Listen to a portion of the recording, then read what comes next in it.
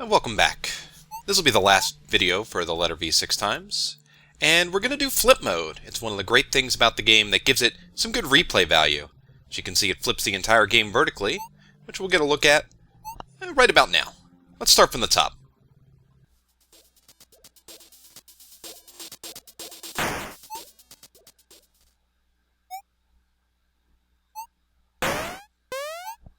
I think we can speed through this a little bit. So I want to show off something special you can do right at the top of the game. That was interesting. So, we're going to do a little sequence breaking while we tour flip mode a little bit. And that was what you just saw was done by pressing R during the opening cutscene, which is an interesting little thing that you can do to instantly die. And it confuses the game a little bit, so it respawns you at your last known point, which is right on the ship. So instead of rescuing Violet by going through Space Station 1, we're now free to explore the world map. This will come in handy a little bit later, because we will rescue Violet, and it will give us some benefits. Flip mode is really good. It is harder, I think, to navigate the world map, because it's a little bit confusing to begin with, but especially because now you're pretty well disoriented. And speaking of disorienting, welcome to the tower in reverse. Somebody in the thread mentioned that there are certain levels that you can do in reverse, and while this is actually the way that the tower looks, just inverted, they took this extra musical step that I really like as a cool touch. Isn't it beautiful?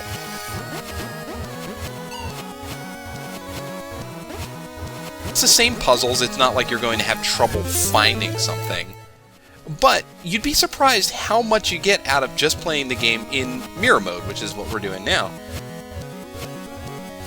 Much of your muscle memory that you would learn for tricks like this, even your eyes, focus on the wrong part of the screen because you're not quite used to things coming up where they do.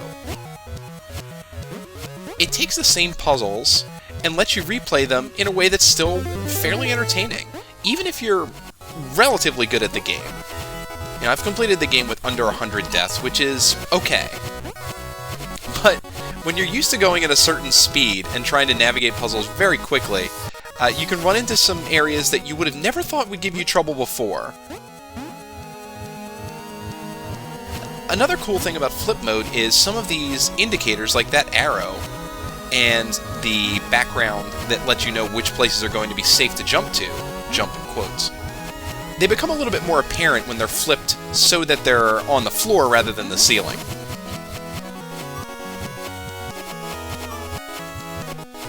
This music is making it really sad.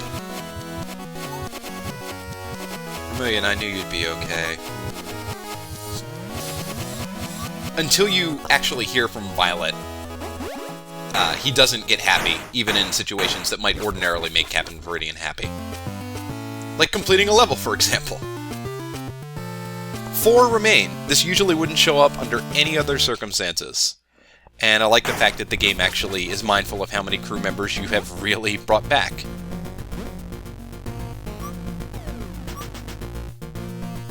Now this is interesting. We haven't seen this from Vermilion before, because we rescued him last.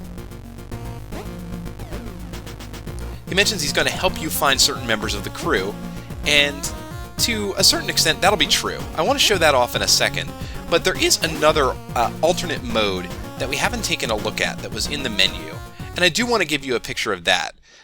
This does not give additional replay value, I think.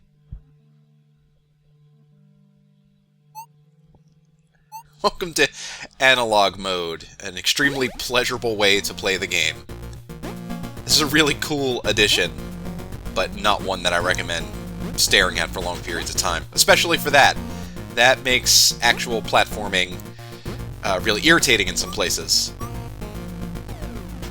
Even though you can see Captain Viridian stays still, which makes the platforming doable, I don't really recommend playing through an entire game in that mode, but maybe you find things that are fun that I don't.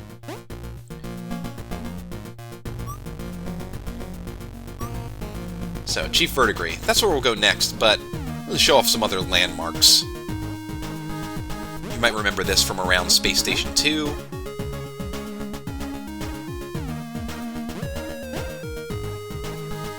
Almost there. Here's our friend the sad elephant. He's still crying, but we've definitely turned the frown upside down.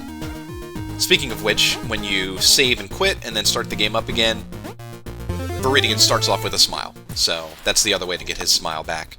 If you're playing straight through, he's going to be sad until you actually get around to going through Space Station 1. What's this? You're outside of the ship.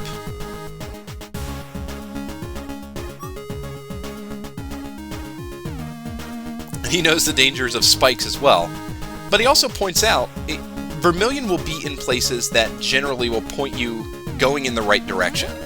So, not into spikes, but generally in the right direction. And Verdigree's area can be the hardest to find in the game, I feel. But him being close to there gives you a little bit of a landmark.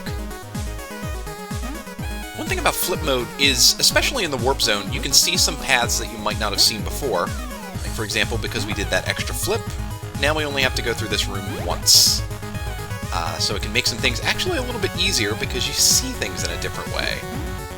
It can actually make things a little bit harder, too. And kind of irritating, again, because of that muscle memory. So, here. Good. Great. Why don't we just not collect all the trinkets? And great! Great! Some of the things can be easier to see, but what makes flip mode really good is that you have to be looking. You have to engage your mind again to resolve some of the puzzles. And even though they're the same puzzles, I think this is a great way of expanding on what they did previously.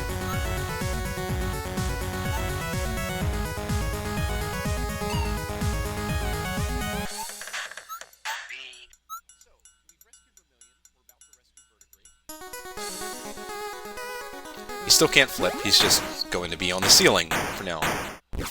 So, we've rescued 2 of the crew members from levels, and usually this would mean that we would get to intermission 1. But without having Violet, yeah, we're back on the ship. Because when you have 3 crew members remaining, it doesn't trigger an intermission. So it'll be really interesting when we do go and find Violet, what happens. Yeah, about that. Do me a favor and don't walk over there for a little while. So, let's get on the main thing that we're trying to do here. This is Space Station 2. Here's our buddy Vermilion again.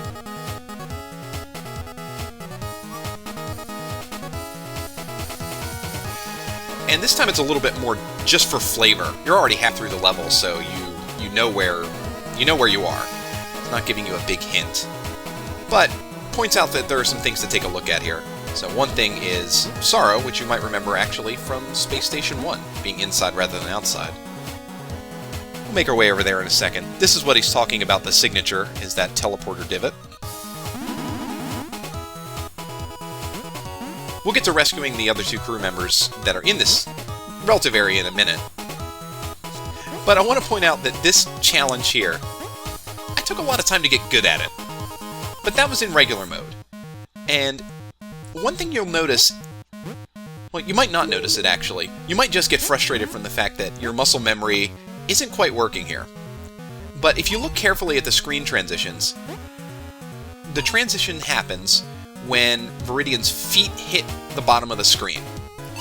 It's a little bit different from when you're going up, actually, because that transition happens right around the midsection. And in a puzzle like this, where the timing is so important, that can create some difficulty that you're not quite aware of. It's still a challenge, and you can't just quite reverse it. The timing even changes a little bit. And just to speed up a little bit, let's see, we've already died a few times, we're up to 62.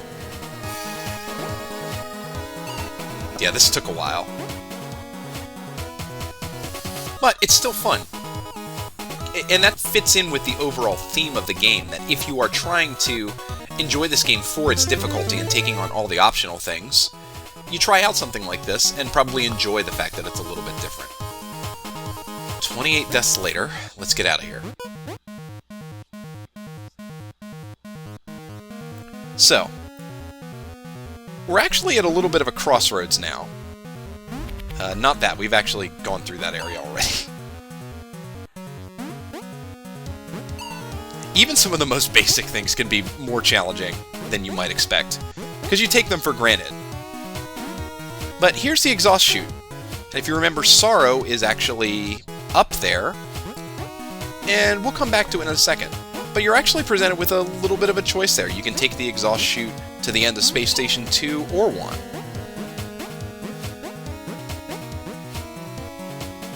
Oh yeah, the other main trinket here. This one probably gave me a little bit less difficulty, but it's the same thing where some of the timing that you rely on, you can't quite rely on it the same way. Just doing it from memory, you have to start anew almost. So we were at about 90-something when we first got to this room.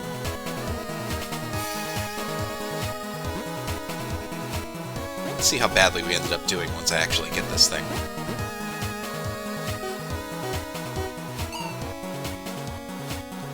And here we go. And here we go. And here we go! There. This was a bad playthrough. 105, so... Okay, 106. Lots of deaths. And again, it's just because the way that you learn to play a game like this... 107. You might learn some things just from rhythm, rather than actually lining up the puzzle. So, we're about to rescue... Here we go. There's Vitellary. And we've seen this before. So, now there should be just Violet and Victoria left to do. Which means if 2 remain, even though we've gone through 3 levels, we'll land in Intermission 1. I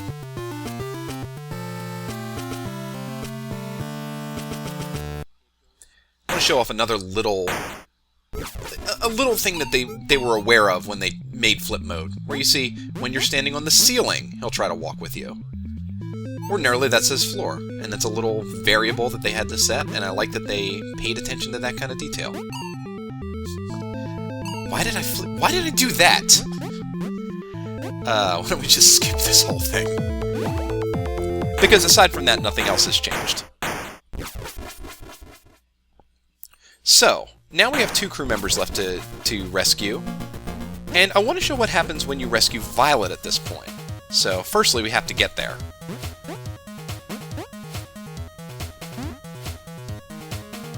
So remember, when you were trying to rescue Violet previously, you had to just get to the end of Space Station 1.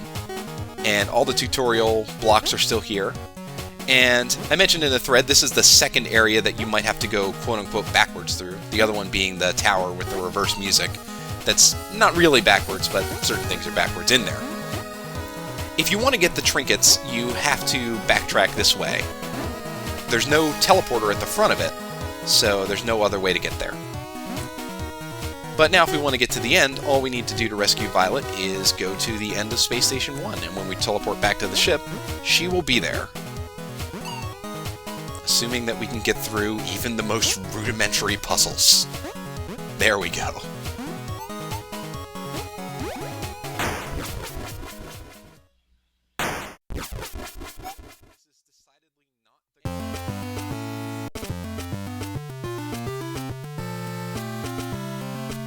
And now 1 remains. So, we did a little bit of sequence breaking. Let's see what the results of that were. We already know the story. So they're back in there. But they were on the ship a second ago? You can see some little irregularities in the map. And nobody else is on the ship. Yeah, we screwed this up. You can sequence break here and still keep them, but now if you were to go back to the end of those levels, even using the teleporter, even going fresh through the beginning, you can't find them. So the game's broken and it means a reset. So, you have to use a little trick here, where you intentionally die again. But the timing is really, really difficult, so I recommend dropping a quick save right at that teleporter, just to be able to learn what you're doing. As you can see, this took me several tries.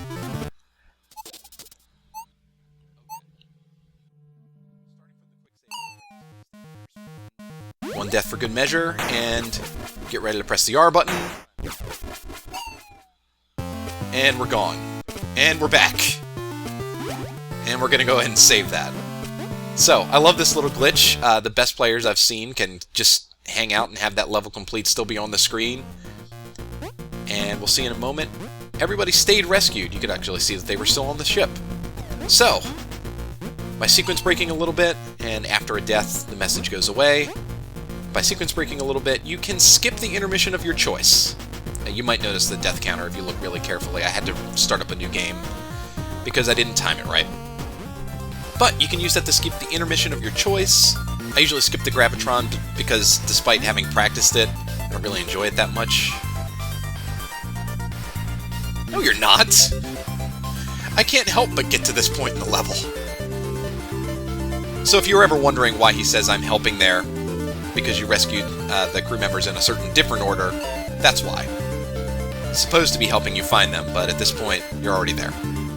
Whee! But you can use it to skip the intermission of your choice. It probably is a little bit faster to skip intermission 1 if you're concerned about speedrunning purposes, but I skip the Gravitron because I don't enjoy it very much. So, we've rescued all the crew members. At this point, we've seen everything. But I do want to point out that the final level is a major challenge to begin with, and does some things that are really difficult to see in regular mode. So, as you enter here, you might be looking in the wrong place for where you're supposed to go, and it can just really up the challenge again, even as you've gone through this before, a couple of times in regular mode.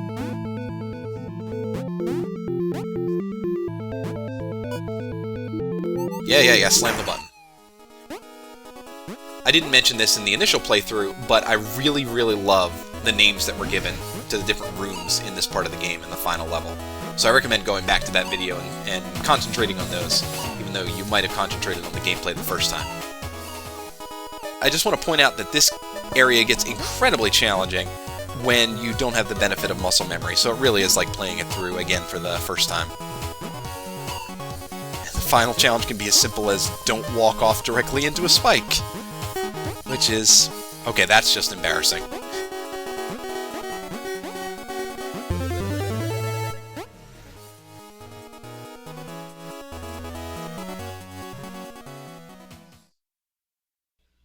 I want to point out one of the main reasons in a second why I skipped most of the final level.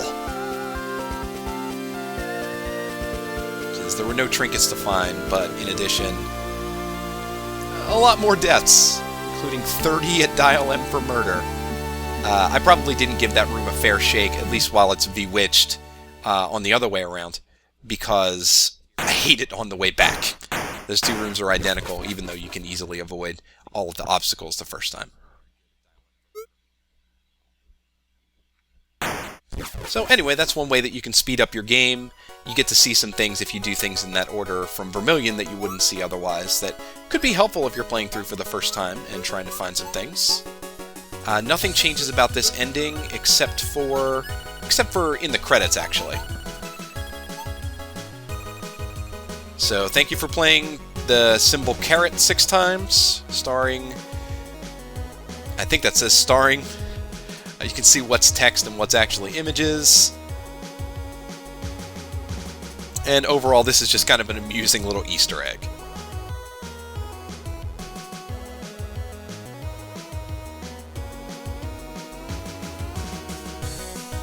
Thankfully, we've seen all of the patrons and credits things in the other playthrough, because I do want to give them their fair shake. They actually did a really good job, and I do really enjoy the game.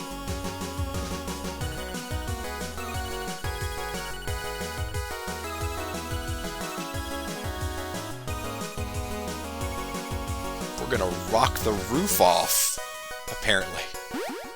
And that final message at the bottom, Kudlug Funjug Fujavsi. Great job. From the play menu, the game, select continue if you want to keep exploring. Thank you, Bizarro.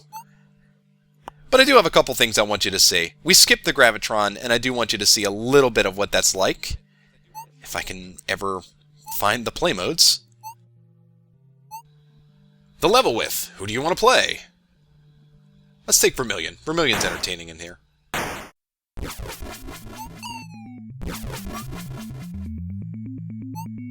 Man, you can't phase that guy. He's just too cool.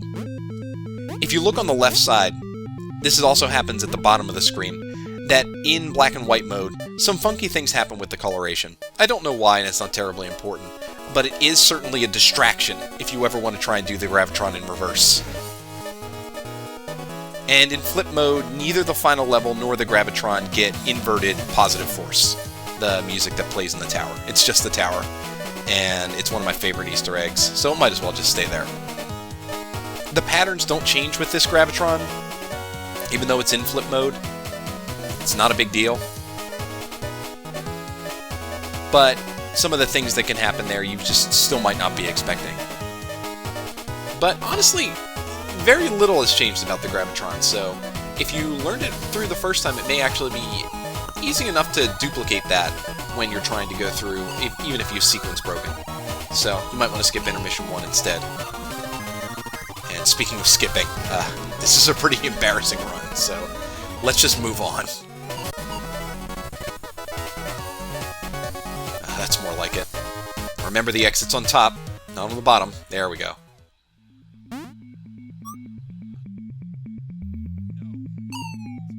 And you just cannot get that guy down. In this case, off the ceiling, but you can't get him down. But that's the entirety of flip mode. And one last little piece of business. So the first time we went through, we're back in regular mode at the end of the main playthrough. And you can go exploring in the rest of the world as much as you need to collect all the trinkets.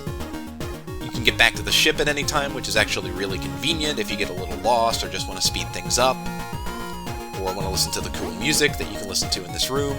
But here's the main event. So, we've got all 20 trinkets, and it's about time we found out what happened with those.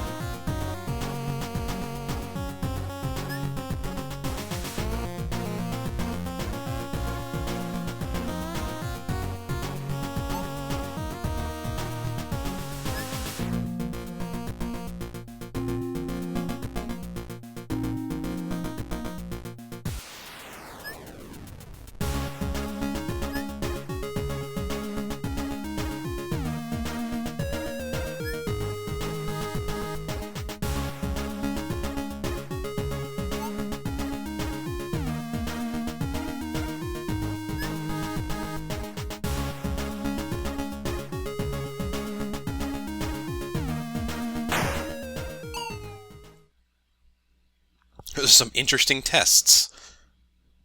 They're mostly testing things by exploding them.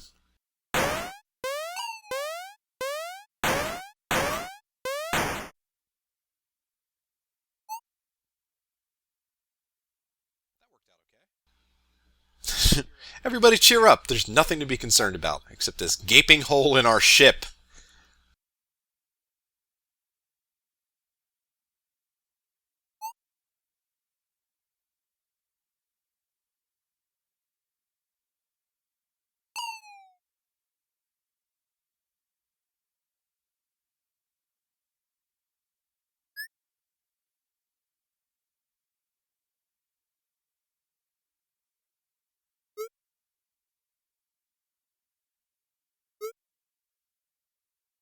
Oh, sure you have.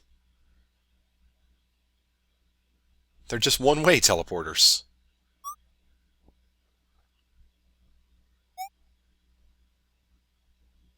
No game ever got advanced by not jumping into a hole.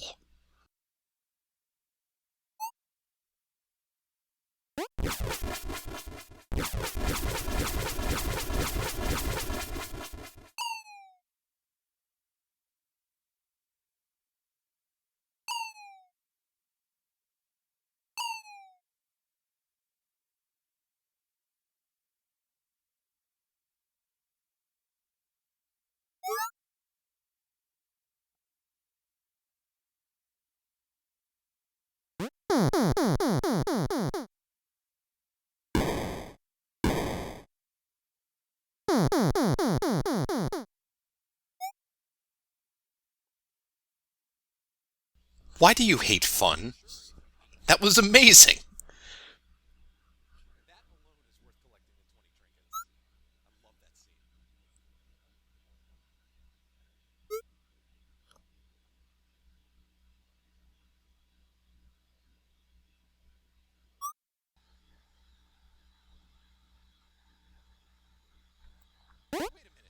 Wait a minute, since when can you flip? I didn't think you could do that. Maybe that was just verdigris.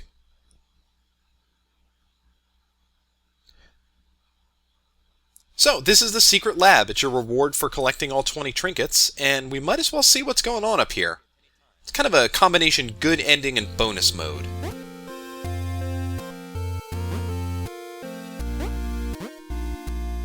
Go ahead.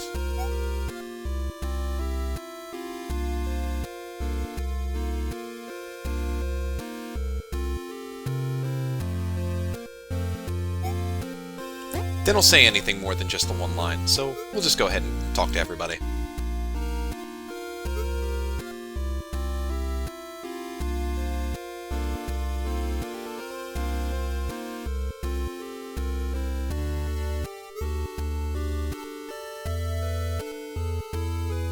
For that matter, have you seen how many channels they get here? Of course, you have to go to a different TV every time. That hole over to the right, if you were looking carefully in the yellow room, is where you can preview this room on the main playthrough, on the overworld. And here's the trophy room. There are just certain trophies that I'm not going to bother getting. I think less than 100 deaths is fine for me.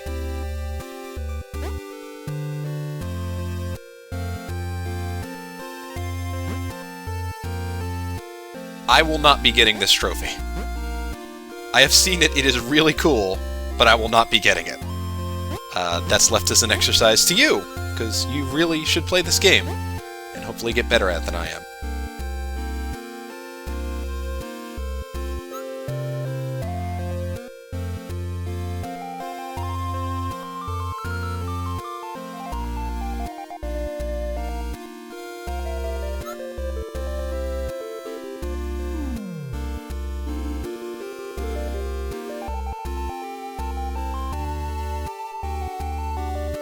This music track is really, really pleasant.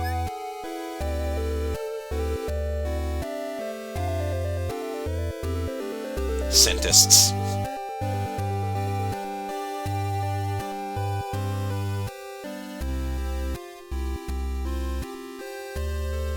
See, you can see it from the main map. That little peak that you get into the Viridian-colored area. This is what it is. There's one more walled-off area at the bottom that we need to take a look at. You can tell maybe from my voice that I'm not quite looking forward to.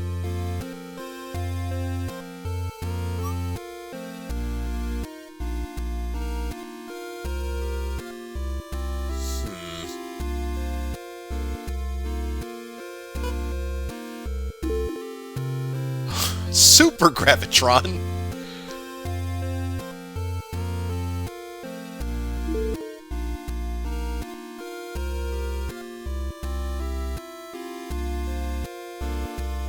Well, I guess this is kind of an informational playthrough. Why don't we go ahead and go over to that naughty corner in advance. Aw. I love the little touches. I love the fact that they made him sad there. But it's not permanent. There we go. Alright, let's see what it's all about.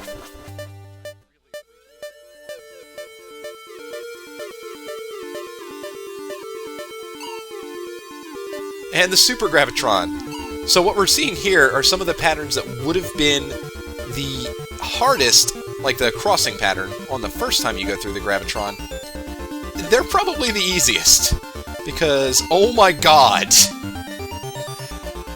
The Super Gravitron is a great bonus mode. It actually is another way of continuing on the difficulty of the game in a way that's less predictable.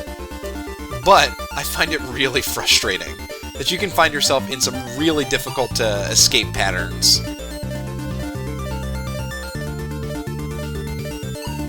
Maybe I like difficulty that's more predictable and can be overcome more with knowledge. This is one where you have to do it a lot more on reaction. It's no surprise the same person who made this game made Super Hexagon. It's that same idea. of just having to focus on your whole field of view and process a lot of information really rapidly. It's not the kind of difficulty that I enjoy the most, but this is a cool diversion, a cool reward, I think, for going through the rest of the game and collecting everything. So if you like difficulty, they might as well throw more at you, and if you don't have to play this. This is another one of their optional, very difficult things that I think speaks to how well this game was designed. But I think that's about all for this. I don't have too much else to show about the Super Gravitron because there's no way to get it perfect anyway, and I'm not the guy to do that. I have seen on YouTube people have done maybe a minute and a half, more than that, but now's not the time for that. So this is your reward. Hopefully it's more enjoyable if you're playing through yourself, but I think we're going to head on back. I'll stand in the corner and think about how bad I am at that. That's about it. Kind of sad to see it end, but that's all there is for the letter V 6 times. At least all I have to show you. I hope you try the game out. It's a lot of fun, and thank you so much for watching.